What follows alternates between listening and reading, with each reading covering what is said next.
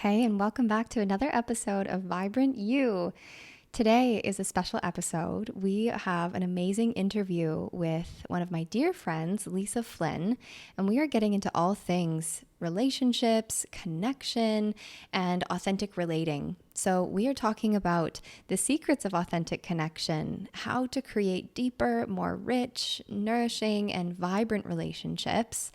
We're talking about boundaries and why being nice isn't always kind, how to move through resentment in our relationships, communication tips to support and nourish our relationships. And Lisa and I also go really deep and really personal into a very raw and real conversation on how we actually moved through a little conflict or point of tension that came up for us in our friendship just a couple of months ago. And so we share exactly what happened and how we moved through it and how this point of tension and disconnect really became an opportunity for connection and intimacy and feeling more connected and vibrant in our connection moving forward. So, Lisa is a dear friend of mine, and she is an authenticity coach and connection specialist on a mission to upgrade the relationships of men and women worldwide. She was the former chief culture officer at the Contentment Foundation, an emotional intelligence researcher at Yale, and an international yoga retreat facilitator. And her superpower is truly helping people improve their communication and create really beautiful, rich, and rewarding relationships. So when she's not in session, you can find her at her Contact Improv dancing away or on an ocean adventure in Bali with her husband of 10 years, Dan, who is also a dear friend of ours. And she shares her work worldwide in coaching programs, authentic relating trainings, festivals, and retreats. So I can't wait for you to tune in and have a listen to this conversation. And please do let us know your top takeaways. Send Lisa or myself a DM on Instagram. Share this episode with someone you think it can help, and we will love to hear your takeaways. So let's get into it.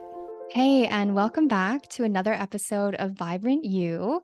Today, we have a very special guest joining us. We have Lisa Flynn, which is an amazing authenticity coach and connection specialist that I personally consider just the absolute queen of connection.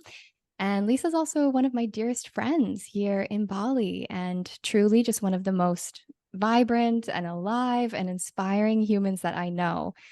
And with Lisa, I feel like every time that we are together, we always end up having just the most beautiful and rich and deep and inspiring conversations that I always just leave feeling so connected and so expanded by. And we've joked so many times that how fun would it be to just set up a mic when we hang out and hit record, because what comes through in our conversations always feels so powerful. So here we are today doing that. And I'm just so grateful that you're here. So thanks so much for joining me, Lisa. Thank you so much, Bindi. This is such a delight and pleasure, and I agree. It would have been so fun to record all of our previous conversations. So now that we're here, I'm excited to see what unfolds, what comes up. I'm excited. Well, I have the pleasure of knowing you, Lisa, but for our community, I would love for you to just share a little bit of who you are and what you do and why you do it.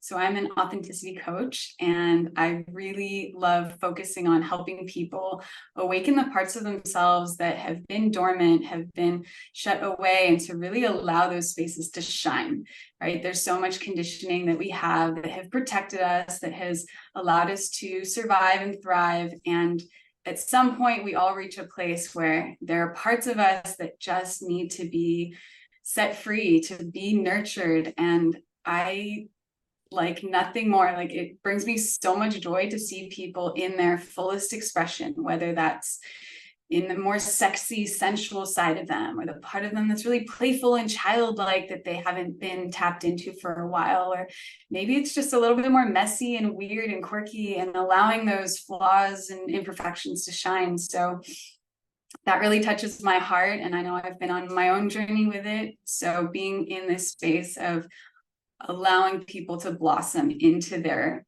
fullest authentic expression, whatever that might look like for them, is my absolute joy and delight. I love that.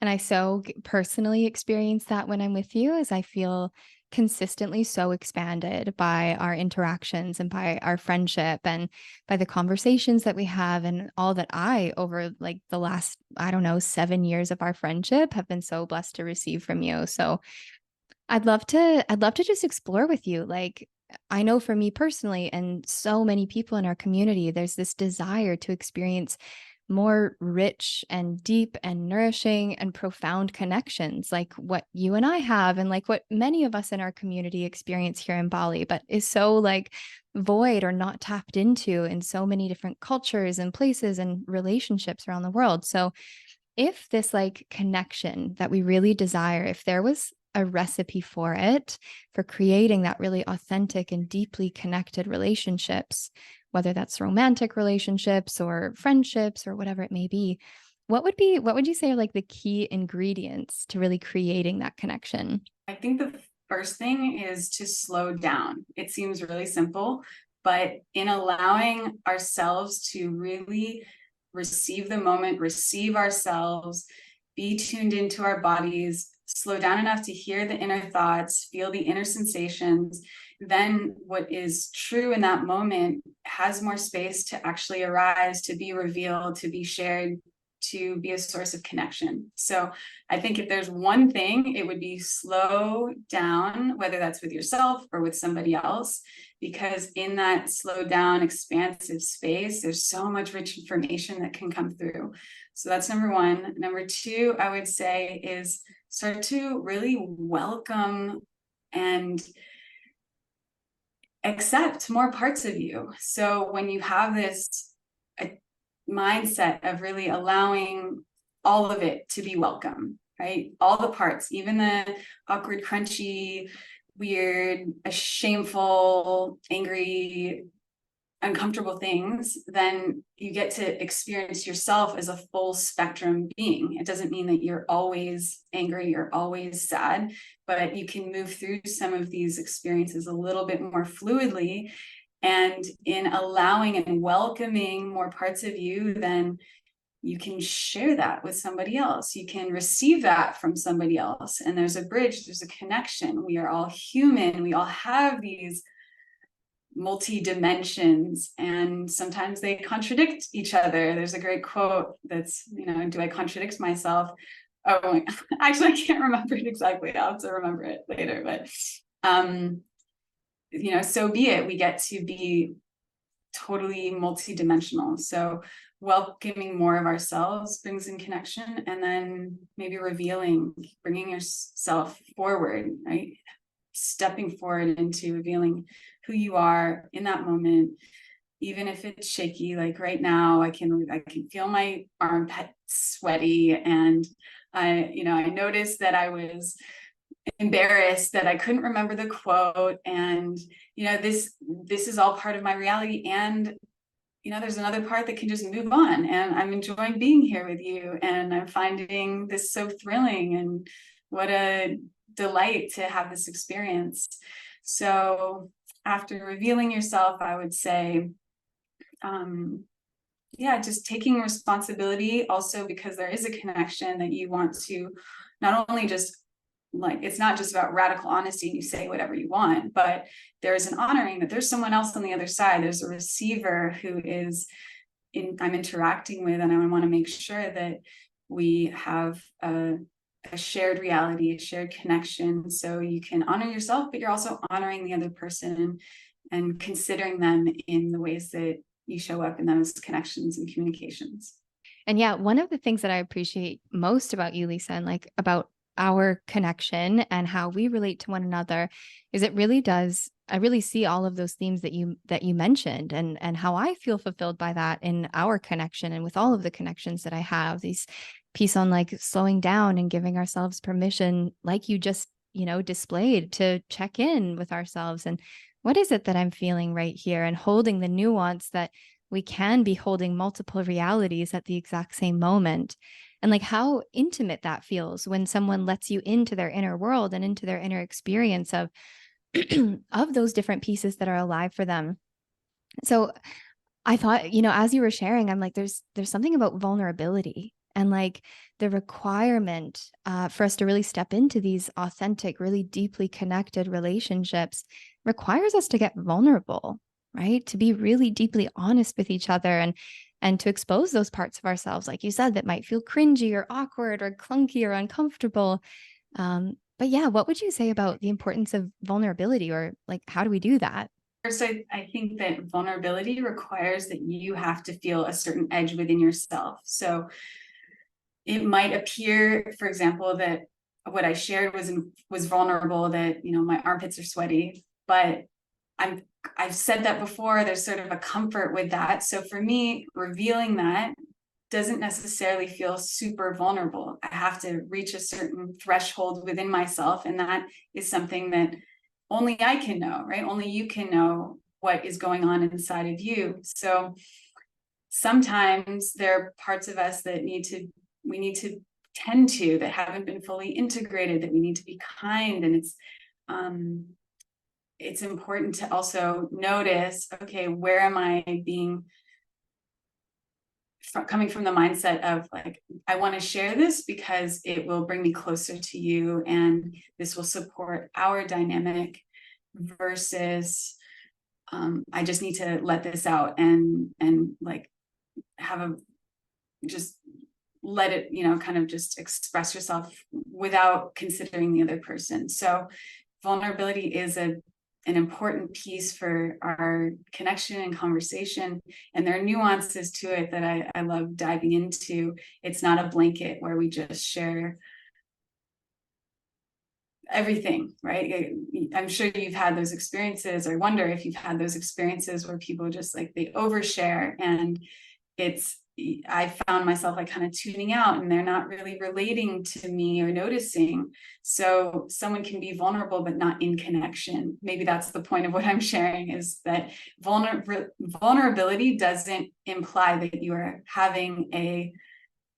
you're contributing to a connection or to more intimacy. I love that. That's such a great point. Is you literally could like be so vulnerable and so in your heart and so oversharing, but if the other person isn't in a space to receive that or to open to meeting you in that vulnerability, then there's no connection, right? The connection is a reaching or a grasping or a, you know, reaching towards, but there's no one meeting you in return. And I think there's so much about just safety and collaboration and boundaries actually that even comes into play when it comes to connection. Actually, let's talk about that. What's the place of boundaries in connection? Because I feel like so much of connection is like being open-hearted and exposing ourselves and being vulnerable.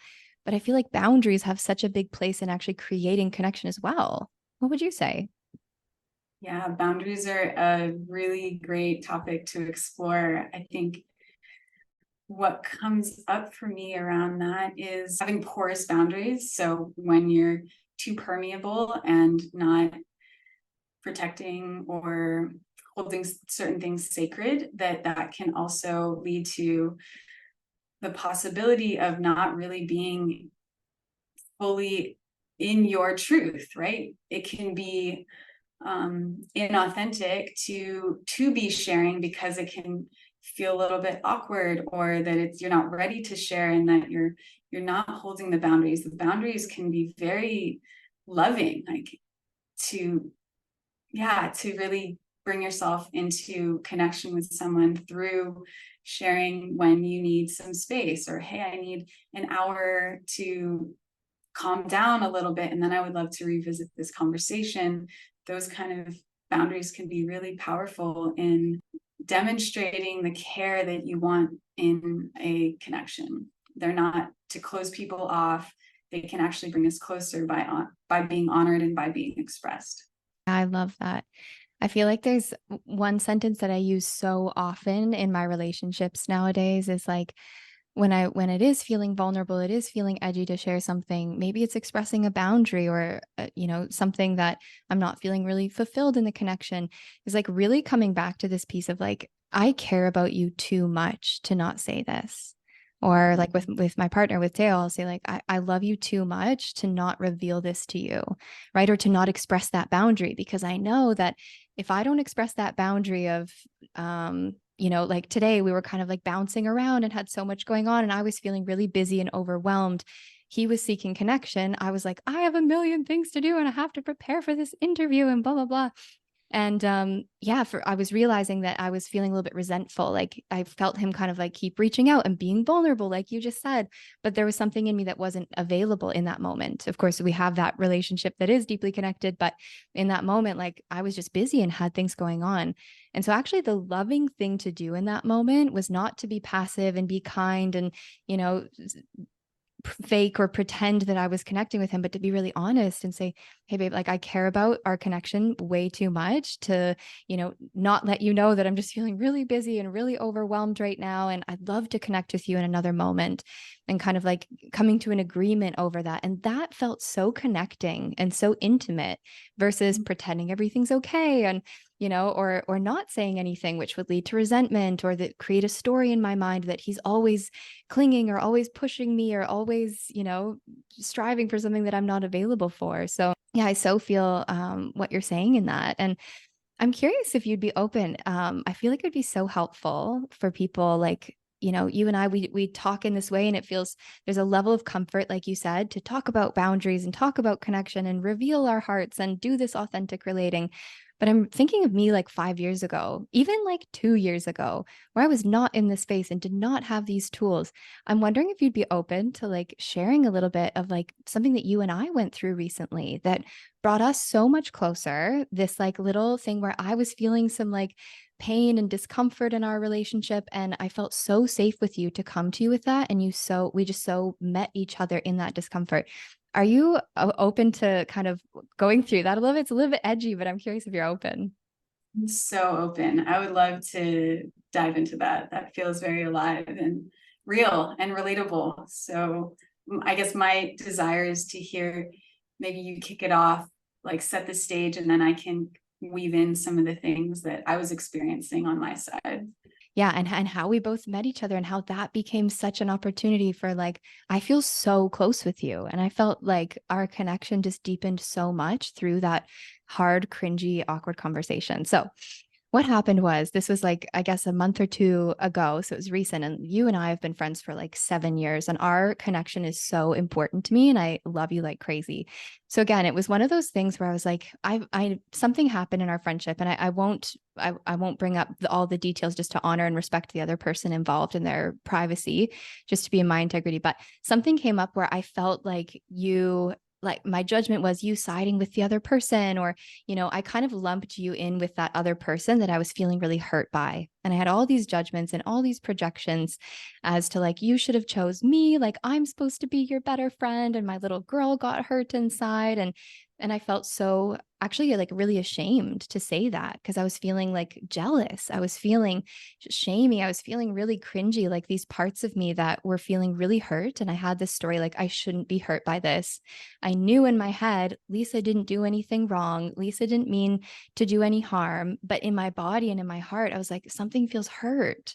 And I came to you, and we sat in a park under a big tree on the grass and like held each other's hands and just had the most intimate vulnerable, open, raw conversation around it. And so much healing happened. I'd be curious, what was your experience in that and what came up for you? I'll rewind it to kind of like moment snapshots. I remember receiving your, must have been a text message or a voice note, and something in my stomach like clenched. And I was like, oh no, what did I do wrong? What is this about? I wasn't 100% sure. I had maybe, yeah, I just wasn't totally sure. So I noticed first that part of like, wait, I don't want to harm or disturb, or like, what's this about? And then the part of me relaxed and realized, wow, this is somebody who loves me so much. They're willing to have these kind of tough conversations to reveal their full truth, and are willing to spend the time and energy to actually reach out and say what's going on. So in that sense, after, I felt honored, like, yes, these are the kind of relationships that I want to be surrounded by. And frankly, from this work and from focusing on relating and communication, I have met more and more people who have this capacity. So it's one of the greatest benefits, is that my community and the friends and the people I surround myself with, including you, especially you, is that we get to have these conversations. So from there, I remember us going to the park. We chose a place, we set that context. Okay, when, how long, what's this kind of about? So in that, I felt very safe. We had dialogued, for back and forth to figure that space out. And when we arrived, I saw your face, I felt your energy, and I knew that we were both coming into the conversation wanting to connect. And that was the important piece for me, is that there was an intention for connection. It wasn't about, you're right, you're wrong, you did this, I did this, let's figure out who's to blame. It was very much a desire to deepen into our connection. So that really stood out about how you showed up into this space. And then I remember when you revealed what was going on, which was this, from my take, this like embarrassing thought, or this shameful thought that I would blame you, or that I would include you in that judgment. I just felt my whole system soften, and you did it with such tact and grace. There was no blaming or finger pointing. There's so much responsibility and awareness that you brought to that conversation that just blew me away. And that really was that vulnerable space. Like I could feel, wow, this is an edge. This is not something that I would imagine, you can correct me, this is not a conversation you have all the time. And you're tiptoeing into unknown territory. So on my side, I just felt like, I felt so alive, like the whole space, that the park really like brightened, and our little bubble became very potent. And in that space, I could feel just so much presence. Like I just had so much compassion and care and love, and it was just expanding me so much to meet you, to meet this truthful, revealed, tender, precious part of you. So I just kind of melted into the whole experience, honestly. And I was like, I just love you tremendously. And part of my heart aches to see you in pain, and let me remind you, that first, you sharing this is totally welcome. I'm adoring this part of you. And and then we went into maybe a little bit more, but these are some of the memories that come up for me. How about for you? What's being evoked for you? Yeah, all of that. It's actually really sweet to think back on and remember, because I remember in that moment, like I came to you, and at first I was like, "Hey, Lisa, like so excited to see you." And then we like sat down. I was like, "Okay, we're here to have this talk," and my heart's racing, and my palms are sweating, and my eyes are watering. And I said to him, like, "I feel so embarrassed. I feel so ashamed that I'm like having these like mean thoughts towards you, and I'm in this inner battle because my head is like." I know she didn't do anything wrong, and these are all judgments and projections. And also to be like, oh, but it's tender and it hurts, and like even though it doesn't make sense, these feelings are still valid. And so, as you were sharing, some things really clicked of like what the conditions were that allowed us to go to that depth. Because I'm imagining like me going to like you said, I can't have this conversation with everyone because maybe not everybody's available for that. Right. And so safety was a big one. And you, I mean, of course, who you are and the work that you do, I felt so safe coming to you in that space that I knew that I knew that you'd be able to hold me in that. And I just had that trust. And like you said, we created that agreement, we created that context. We were both so honest about things that like maybe we didn't really want to share, or things that we hadn't really considered about how, our behaviors on both sides, could have landed for the other person. And I think another big theme in that was like self-responsibility, right? Where I didn't come into the conversation saying, Lisa, you made me feel, right? Or coming in with blame, or, I really owned like, this is what is going on through my heart right now. And I'm not saying that this is the truth of who you are. And I'm not saying that this is the truth of what happened, but I just feel like this pain just needs space to be seen. And I trusted you to see that and to hold that. And the other big thing is me to be self-responsible, and for you also to not like make it mean anything about yourself.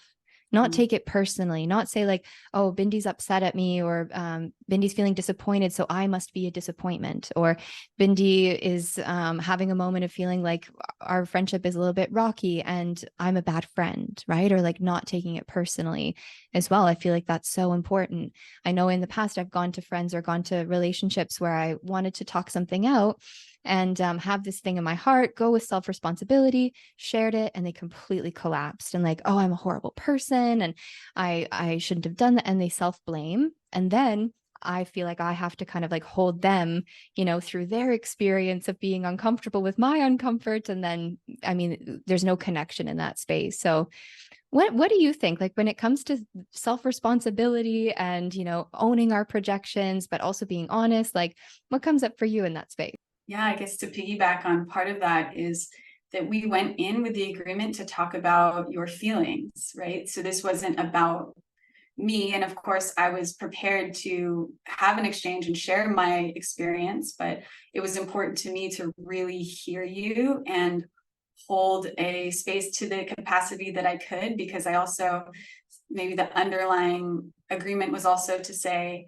that if I did reach a threshold, then I would let you know. And maybe that was implied in our conversation, but I felt like we have that kind of trust built into our relationship where it doesn't require me to be a punching bag. And you didn't do that, you didn't go that route, but it doesn't mean that I have to infinitely hold space for you for hours and hours and hours, right? The whole point is about us being present and connected and honest, and just allowing that to impact both of us. So that helped me to check in. I was monitoring myself while also having one part of me in my attention inside and one part of me with you. I was neither all in you and like worried and taking care of you and, losing myself or losing my boundaries, losing my sense of my capacity. I was also not fully retreating, right? My energy wasn't fully outside and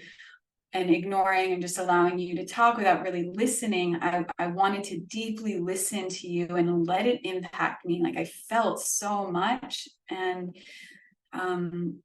that's like such a precious experience that I got to have with you, where it also landed for me that there were moments where I could share like, wow, I think here's where I can take responsibility too. It helped me open up my range of reality to say, you know what, I hear you in taking your responsibility, and I also want to share, let me list out some of the ways that I could have done or I want to do better next time. And it's not coming from a place of saying, oh, I'm the worst and blaming and feeling really bad about myself, but here's what I want to bring forward into our relationship, because now that I'm learning this lesson, that I want to do my best to show up differently in some of these ways that I would, might shift our dynamic.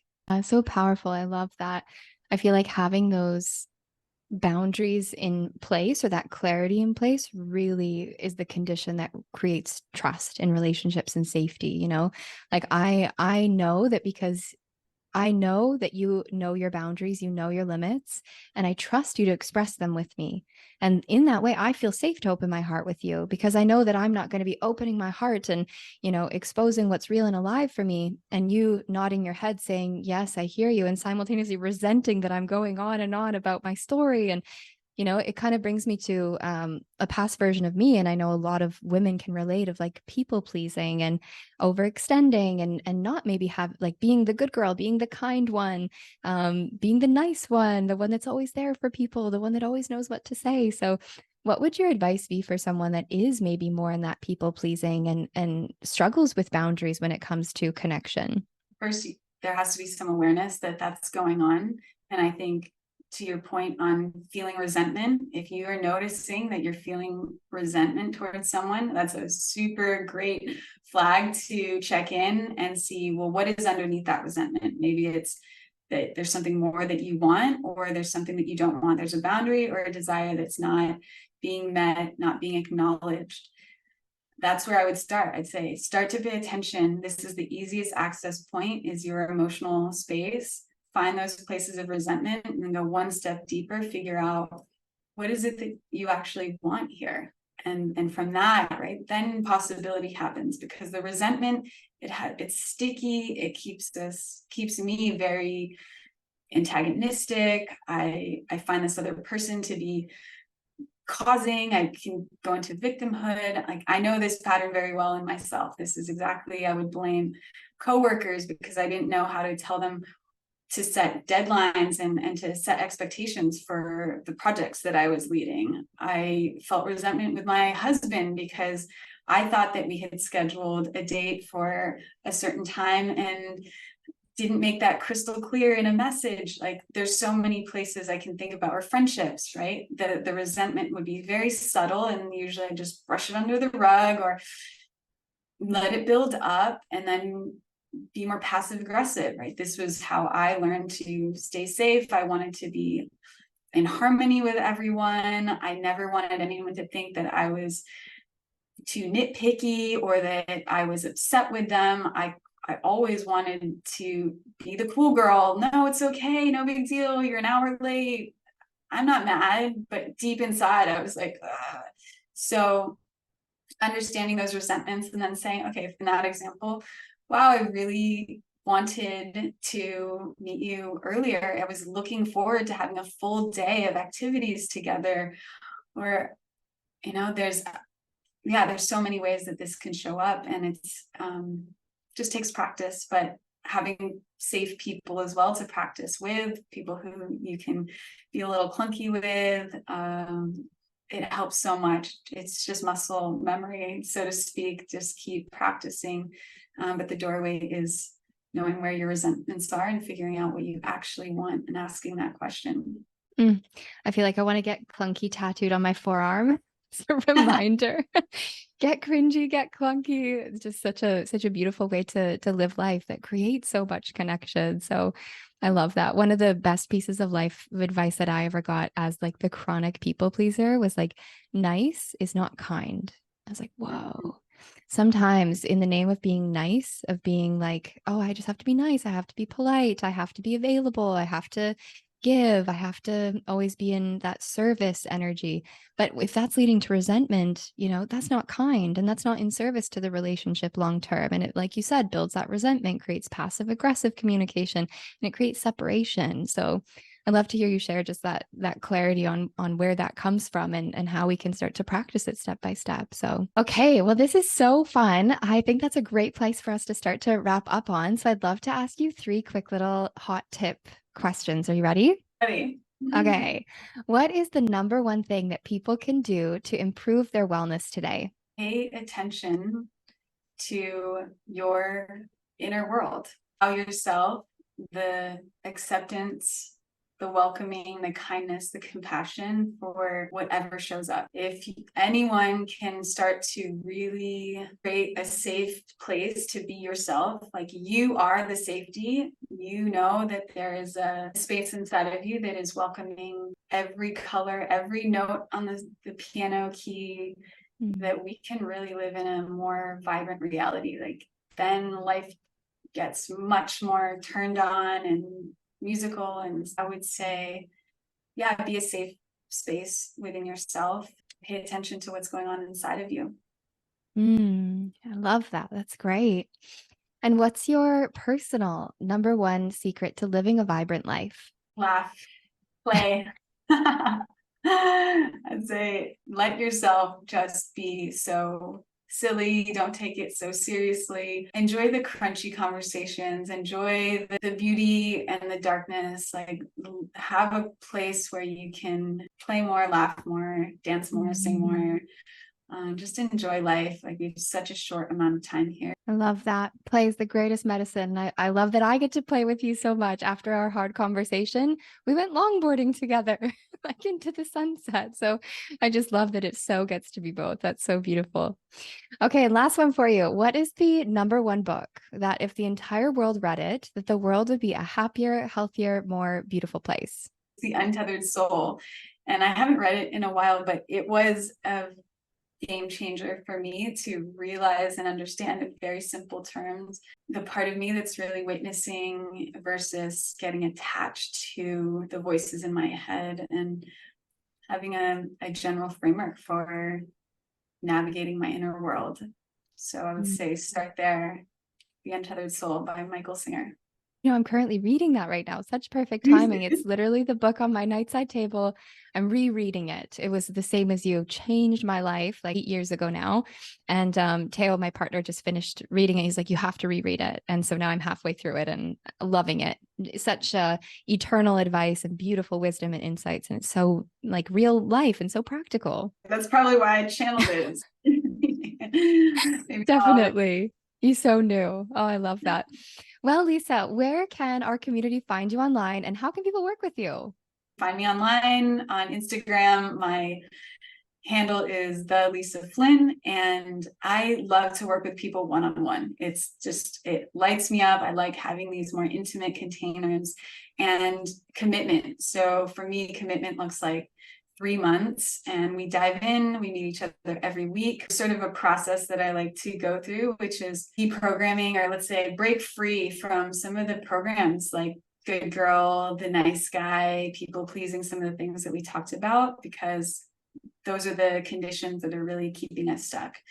Then part 2 is that we move into expanding, like really downloading more of these skills and strategies to communicate, how to set boundaries, how to ask for what we want, really understanding what we can do to live a more vibrant and authentic and connected life. And then the third part is that you really go out there and embody it. So if you can imagine your inner world like a forest, and there are all these different trees and plants and flowers and animals, there might be one part of you in a corner of this forest where, these programs are kind of blocking all the sunshine and the rain. So it's a seedling. And once we kind of unpack and remove anything that's blocking that, then we can pour in this rain, water, and the nutritious soil, and really allow that to be nurtured and grow. And then the fun part is to see, like, who are you? What flowers are blooming? What fruits come from that? And that's what I'm lit up to do, is to discover who you are, what parts of you have been sheltered or unexpressed, and to really allow that to shine through. And that's the journey we get to go on. And I would just be so delighted to go on that with anyone who is in that place where they're ready. Like, you want to, like most people know exactly what that piece of them is, which relationship, what energetic, what part of them that is. And they're just like, okay, it's been far too long. I'm ready to really own who I am. That's my favorite kind of person to play with, to go on this journey with. So thanks for asking. Oh, I love that so much. And we'll link that up in the show notes, your Instagram handle and how they can connect with you. And of course, Lisa and I, we would love to hear from you. So if you're listening, we'd love to hear what your top takeaways from this episode is, what you learned, what you realized, and what you're really committed to creating when it comes to authenticity and connection in your own life. So send us both a DM on Instagram. We would so love to hear from you. And I'll see you back for another episode real soon. Take care.